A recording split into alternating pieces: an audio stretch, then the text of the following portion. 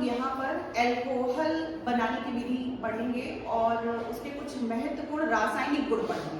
ठीक है, तो देखिए हमारे कोर्स में है एल्कोहल, जिसका सामान्य सूत्र होता है ROH। R अर्थात एल्किल, OH जो है ये सिंबल है एल्कोहल का। इसको मोनोहाइड्रिक एल्कोहल भी बोलते हैं। इस आपके कोर्स में दो है, एक मेथिल एल्कोहल और एक एथिल एल्कोहल, CH3OH, C2H5OH। इनके IUPAC नेम भी लिखे हुए हैं। सामान्य इसका IUPAC नाम होता है एल्केनॉल।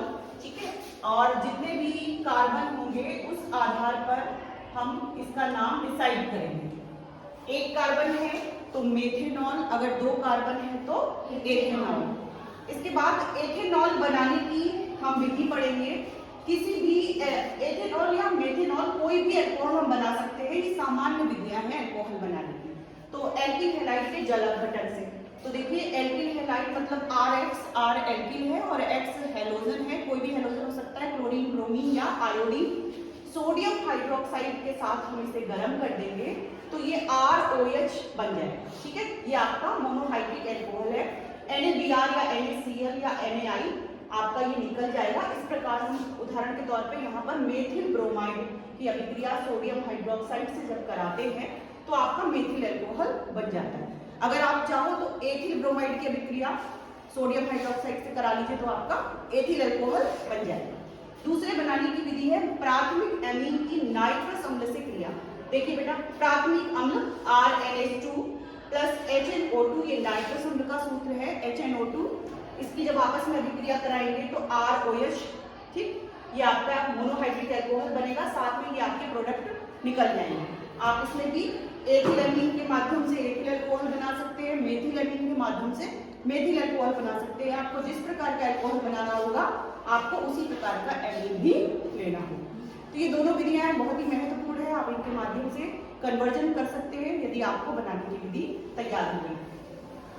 इसके बाद एथिल अल्कोहल के जो महत्वपूर्ण रासायनिक गुण हैं हम आज यहाँ चर्चा करेंगे। पहली जो अभिक्रिया है सल्फ्यूरिक अम्ल से अभिक्रिया। आपने हाई स्कूल कक्षा में भी पढ़ी होगी कि सल्फ्यूरिक अम्ल से एथिल अल्कोहल की अभिक्रिया के माध्यम से हम 3 प्रोडक्ट बना सकते हैं अलग अलग ताप पर। देखिए, अगर परीक्षा में पूछा जाता है कि 100 डिग्री सेल्सियस पे जब एथिल अल्कोहल से सल्फ्यूरिक अम्ल अभिक्रिया करेगा तो क्या बनेगा, उस समय आप बस यहाँ तक रिएक्शन लिखेंगे, आगे की रिएक्शन नहीं लिखेंगे। यदि आपसे ये पूछा जाता है कि 140 डिग्री सेल्सियस पे क्या बनता है तो आप यहाँ तक लिखेंगे, क्योंकि आपको सिर्फ ये दूसरे स्टेप तक की रिएक्शन चाहिए।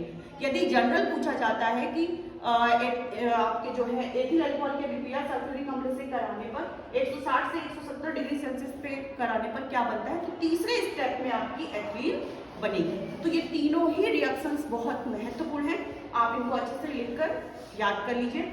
चौथी अगला जो है आपका दूसरी, लाल फास्फोरस एवं ब्रोमीन के साथ अभिक्रिया कराते हैं तब क्या बनता है, तो आप याद रखिए कि ब्रोमीन है साथ में तो सिंपल सा एल्कोहल ब्रोमाइड में कन्वर्ट हो जाएगा। ठीक है, तो एथिल अल्कोहल एथिल ब्रोमाइड में कन्वर्ट हो रहा है। लाल फास्फोरस मतलब यहाँ पे फास्फोरस लिखा है प्लस ब्रोमीन लिखा है, इसकी आपस में रिएक्शन करा देंगे। ये आपकी जो महत्वपूर्ण रासायनिक गुण है और भी हैं वो आगे आपको बताया जाएगा।